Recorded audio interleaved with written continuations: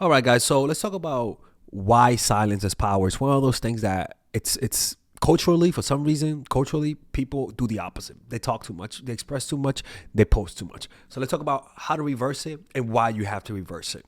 Don't forget, pre-order my course, Emotional Mastery, is coming out at the beginning of June. It's a course. It's a 6 or 7 week course on mindfulness and how to bring mindfulness into your life. And don't forget, I'm actually going to London for a seminar. I think it's about nonverbal communication. So you could purchase the tickets in the description down below. And don't forget to hit the like button and subscribe if you like this video, all right? Or else I'm closing the channel. Let's begin with the video. You see, I don't know where people got the assumption that being an open book is something that gets you places in life. That saying the truth 100% of the time is what you have to do. And don't get me wrong, I do want people to be honest. And I do want people to have morals. The type of silence that I'm talking about is not deception. The type of silence that I'm talking about comes from a place of power, comes from self-control, comes from letting people talk, being a good listener, not being so self-absorbed in yourself and what you have to say, that your energy is your energy and desire to get to know things is outward, not inward. You're not self-absorbed. You're the opposite of self-absorbed. You let people talk and you listen to them. Is not only does that make you likable, but if you let people talk and you listen more, you also come across as more interesting, which is ironic, right? When you're someone that doesn't talk that much and yet you get people to talk more, people end up having the impression that you're someone that's interesting, even if you never said anything. Because people's impression of you is pretty much dictated on how you make them feel. And usually is dictated by when you first meet them. The less you try to create a positive impression, the more of a positive impression we give them. Because when we're getting to know people, when we want their validation, it'll be expressed by those which one is talking the most. When you try to see who has the most power, you pretty much look who talks the most. I mean, who talks the least. I remember when I worked as a social worker. When I first started working there was two bosses. It was Georgina and I forgot her name, to be honest with you. Look at that, I even forgot her name. Shalia, I don't know, something like that. Anyway, so the first lady, the real boss, actually, the Shalia lady, she was this, it's what you would imagine a meditation teacher, right? Like she was this like, hey, they talk like that. Oh yeah. And then she wanted to teach, she just had that vibe of let's go on a hike and let's turn on some incense and let's save the world. Like that's the type of vibe that she had, right? Spiritual.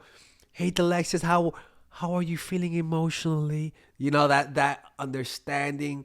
And in her mind, I imagine that's what she thought that she had to do to get people to like her. And then you had the other boss, Georgina. She had more of a limp. She was this black lady.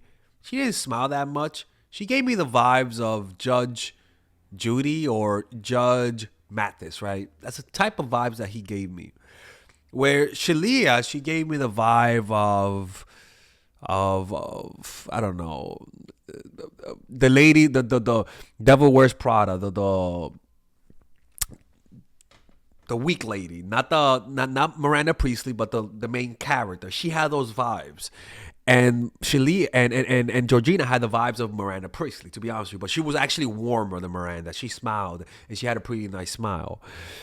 And the funny thing is that because she barely smiled also, when she smiled, her smile looked really pretty because she barely smiled. She barely laughed, but when she laughed, everyone was happy. It was one of those laughs that when you got her to laugh, you actually felt you did a good job. But one of the things about her was that she didn't speak much. But it was one of those things that when she spoke, everyone's attention just gravitated towards her. God, I feel bad for her kid. Her kid didn't do shit. Because I know goddamn well that she will whoop that ass. I know her for sure. Hey, man, I remember having a mom like that. Tyrone could not take it. It was too much of an ass whooping. Anyways, I gotta go. right? And her main power, her main source of power was in what I just told you. Her tone, she talked in a, she reminded me of Vivian from the Fresh Prince of Bel-Air. She had that sophisticated, just a almost like, yes, Alexis, yes, you forgot the paper. I remember one time we were going to a client's house and I forgot the papers. And she was like, Alexis, all right, let's finish this. Alexis, did you bring the papers? And I was like, oh fucking Christ, I forgot the papers. And I was like, oh, Georgina, I kind of forgot them. She was like, you forgot the papers? And I was like, yeah. She's like, no problem. We're gonna go and get the papers. We'll be back. She didn't say shit. We got in the car. Nothing. We sat down. She waited for me. Went inside. Went back and got the papers. She was like, did you get them? And I was like, yeah. Didn't say a word. Like, that's how she was. She pretty much just spoke without words. And I remember for like a few weeks, I thought she was like the main boss, and she wasn't. I was shocked when I found out that the other lady, Shalia, that she was actually the boss of the place. It was all because of her nonverbals. Like, just think of I want you to really think back in your life, right? Think about those types of people in your life. You'll notice that all of them emanated power, right? Quick commercial break.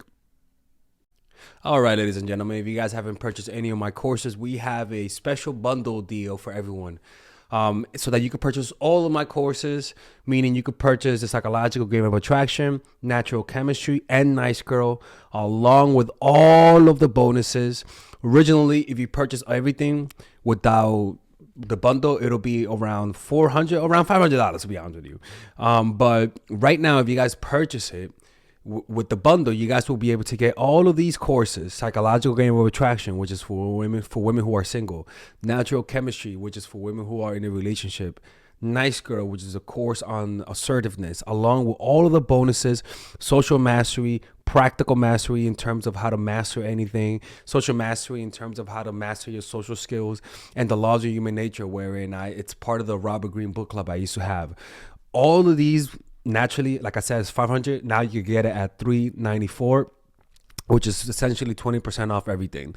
But if you guys want to purchase a more affordable bundle, you guys can purchase the bundle without the bonuses, and that will be at $224 rather than the $300. Well, rather than the $293 that you guys would naturally purchase it.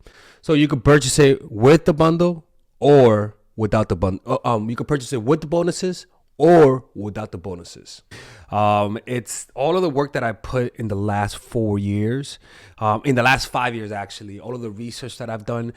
And this course, rather than watching all of my videos, and because they could be random and you could sort of like lose the big picture because there's just so many videos, you guys get all of the content condensed in a course, and everyone who's purchased my course have been satisfied with it. And if they didn't like it, I always give their money back. I have never rejected a refund.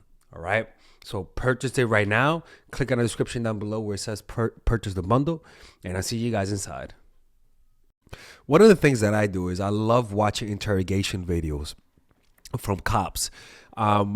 And especially when the suspect wins, because a lot of the times these interrogation videos, all you have to do to win is not talk. Even if they threaten you, all you got to do is not talk. And the most powerful tool you have when it comes to the criminal justice system, and even it's just that, is your silence. Your silence is your power. Information is money. You talking freely is pretty much giving out money for free.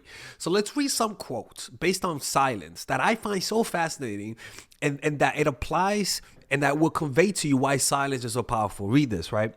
An attorney once told me, before you speak, there are many roads you can take.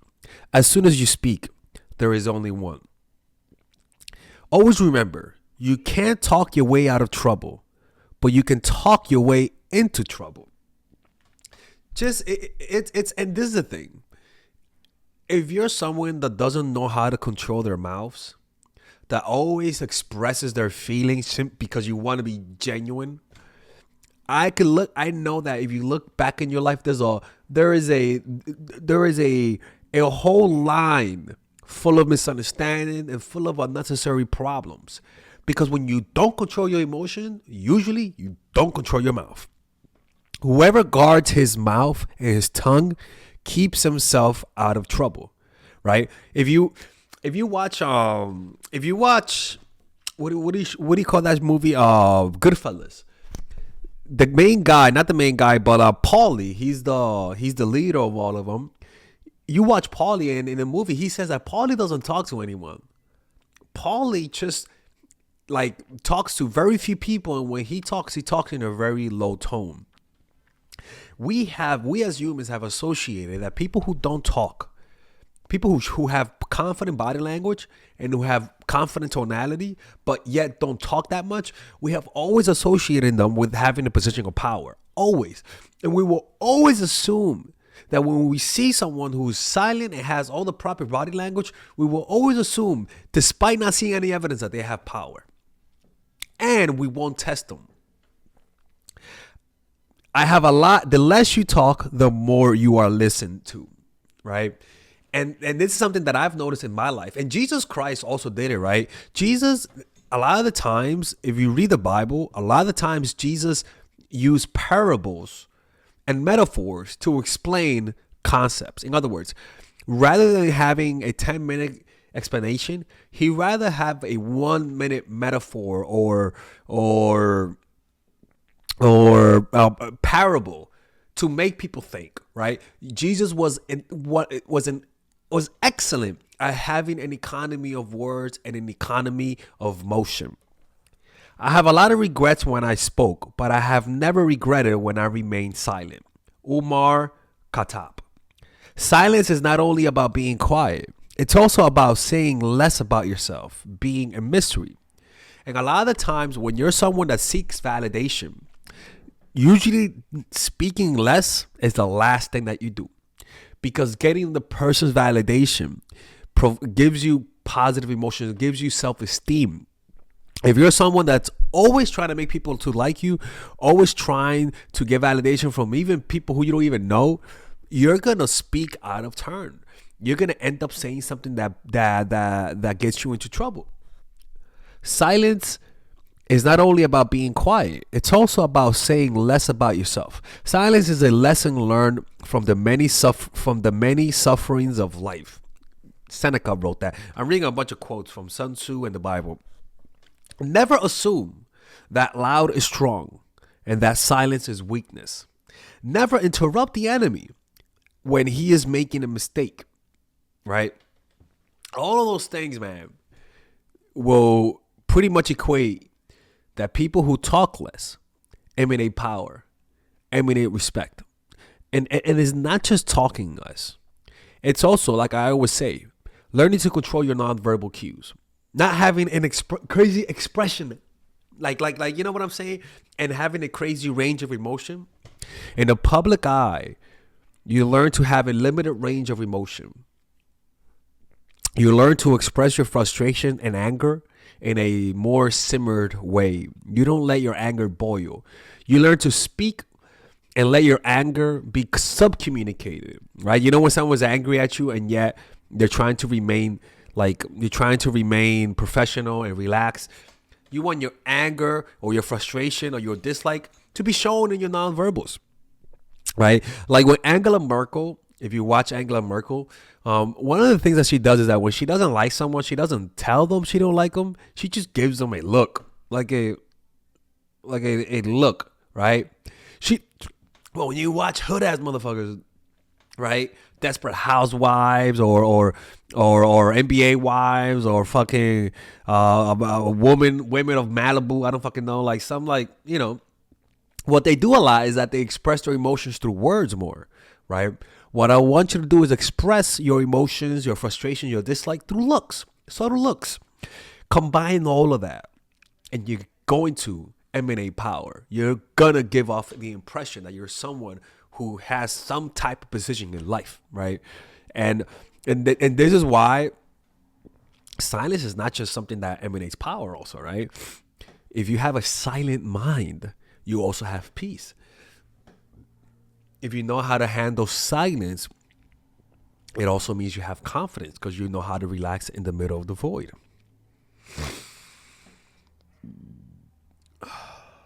All right, I hope you guys enjoyed this video. If you guys liked it, don't forget to hit the like button and subscribe. And let me know if you guys ever want to work with me one-on-one, or you guys have any questions you want to ask me. Become a Patreon supporter by clicking the description down below. And you can ask questions by paying $25 a month. All right, let's